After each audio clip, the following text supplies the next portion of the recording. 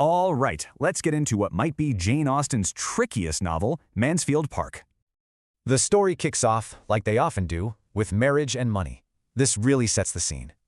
And at the center of it all, you've got the rich Bertrams versus their poor niece, Fanny. Fanny's the quiet observer, always on the sidelines, but she really knows what's right. Then, everything gets shaken up when two people from London arrive, the Crawfords. First, there's Henry, a total flirt, who thinks making girls fall for him is just a game. And his sister Mary? She's witty, worldly, and she really challenges Mansfield's old-school values.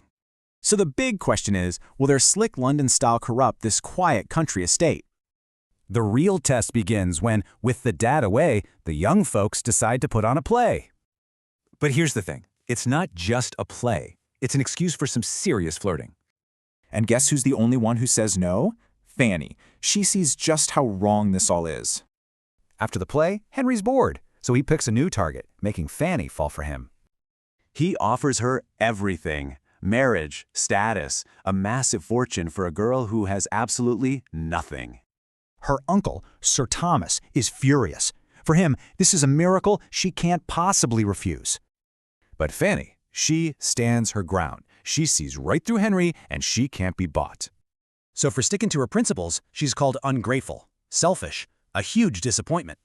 Turns out Fanny was right all along. And the others? Well, they're about to crash and burn. And it all falls apart, fast. The ones who bent the rules, they get completely broken by them. You can see it right here. Every character's fate is a direct result of their choices. The quiet outsider ends up being the family's moral compass and finally gets her happy ending. So what do you think? Is this a story about virtue winning or a warning about fitting in? All right, let's dive into one of Jane Austen's most challenging novels, Mansfield Park. Now, this isn't just another love story, oh no. This is a story about the quiet but totally unshakable power of doing the right thing. So here's the central question, right? What happens when you take this really shy, totally overlooked girl, Fanny Price, and you drop her right into a world of insane wealth and privilege? I mean, how does she even begin to navigate a place that's not really her home, a place where everyone makes sure she knows she's the poor relation? Well, that's what we're here to figure out.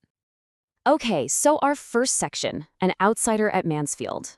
We're looking at how Fanny goes from being a poor relation to a permanent resident. So, Mansfield Park. On the surface, it looks like the absolute picture of stability, right? Wealth, status, the whole shebang. But for our hero, a little 10-year-old girl named Fanny Price, this huge, grand estate is basically just a constant, painful reminder that she does not belong. She's the poor cousin, taken in out of charity, definitely not out of love. And this right here, this really gets to the heart of why Fanny is where she is. It's a classic tale of two sisters, really. You've got Fanny's mom, Frances, who marries a poor guy, maybe for love, maybe just to tick off her family, and she ends up with nothing. Then you have her aunt, Maria, who makes the smart move. She marries Sir Thomas Bertram, a super rich baronet, and becomes the lady of Mansfield Park. And that one single decision by her mom, it pretty much defines Fanny's entire life. And just listen to this quote from her uncle, Sir Thomas. I mean, it's just chilling, isn't it? He's not thinking, oh, how can we make this poor girl feel happy and welcome? No. His number one concern is making sure everyone knows her place, that there's a clear distinction. She's going to be raised with his daughters, but she will never, ever be considered one of them. That line, it can't be blurred, not for a second. But thank goodness in this cold, frankly intimidating house, Fanny finds one single source of kindness, and that's her cousin Edmund. He's literally the only one who bothers to look past her shy, quiet shell and see the amazing person she is inside. For Fanny, Edmund isn't just a friend. He's her lifeline, her only one. All right, next up, a scandalous play, where it's all about principle versus pleasure. So the first big test of character for, everyone at Mansfield shows up when Sir Thomas has to go abroad for business. The moment he's gone, there's this power vacuum, right? And what do the kids do? They decide to amuse themselves by putting on a play that is, let's just say, super inappropriate. And Edmund, he's the first one to hit the brakes. He sees this play they've picked, Lover's Vows, and he knows it's a terrible idea. It's totally improper. First off, it's just plain disrespectful to their dad, who's away, but even worse, it's gonna force his engaged sister, Maria, to act out some pretty racy romantic scenes with a guy who is definitely not her fiancé. For Edmund, this is not just fun and games, this is a huge deal, a serious breach of principle. But Tom, the eldest son and heir to everything, he basically tells Edmund to mind his own business. Tom is all about having a good time. He could not care less about principle. And boom, right there you have the central conflict of the entire book, laid out plain as day. It's duty versus desire, responsibility versus just pure reckless fun.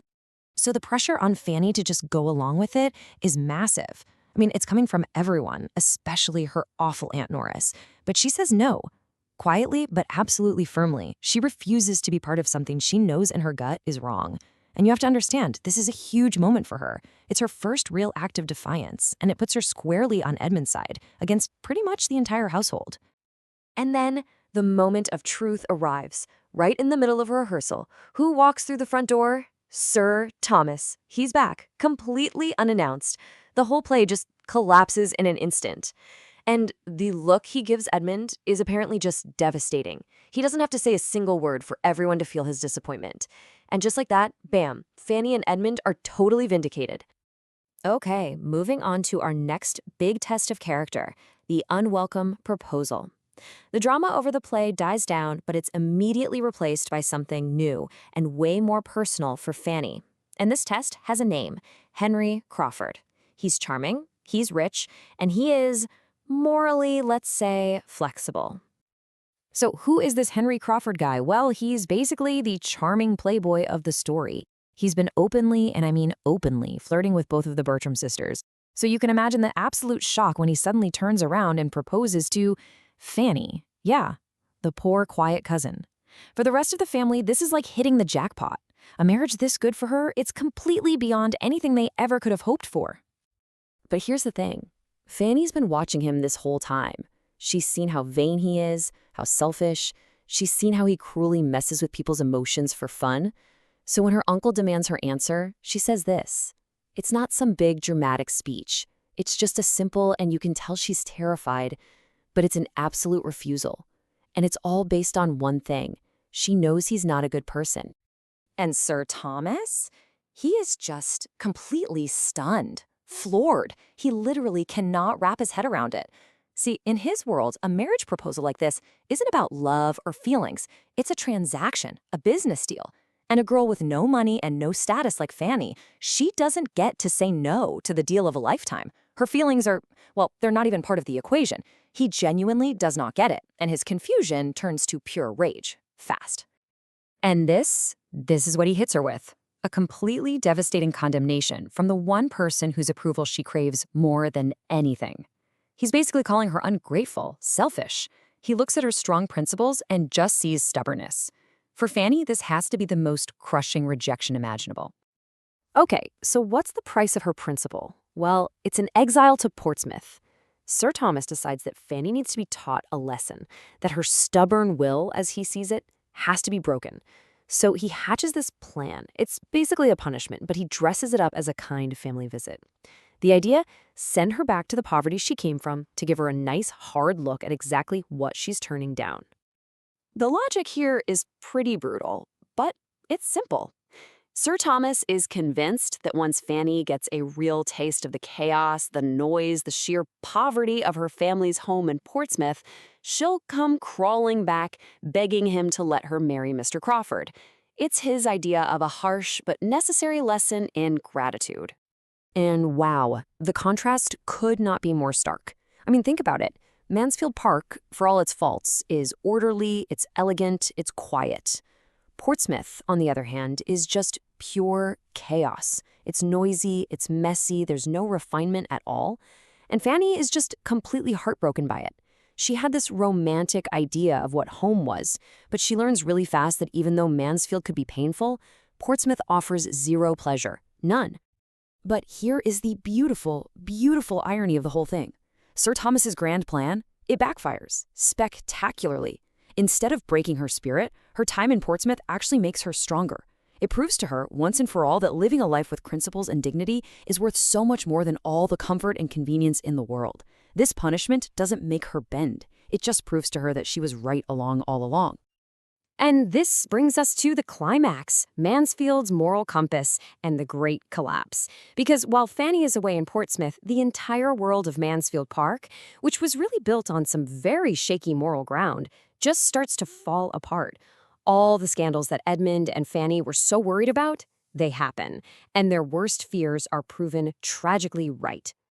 And I mean, the whole house of Bertram just implodes. It happens so fast. First, Tom's reckless lifestyle of drinking and gambling finally catches up to him and he almost dies. Then, his sister Julia, feeling totally abandoned and desperate, elopes with this foolish guy, Mr. Yates. And then comes the final knockout blow.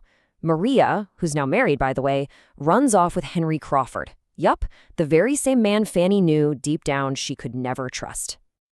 And there you have it, the ultimate proof. Henry Crawford finally shows his true colors, and he turns out to be exactly the kind of person Fanny always suspected he was. All of a sudden, her refusal to marry him doesn't look like stubbornness anymore, does it? It looks like wisdom. It looks like foresight. She was the only one who saw him for who he really was. And with the family's reputation just completely in tatters, it's Edmund who finally says the thing that everyone is now forced to admit. He turns to his father and tells him that Fanny, the quiet poor cousin they all dismissed and pushed around, she was the only one who judged things correctly. The only one. She was their moral compass the whole time, and they completely ignored her. And so the novel leaves us with this really powerful question. In a world where values seem to be constantly shifting, a world that so often rewards the loud, the wealthy, and the charming, what is the real worth of a quiet, steady heart? Mansfield Park makes a quiet, but I think incredibly powerful case for something else entirely, the unshakable strength of integrity.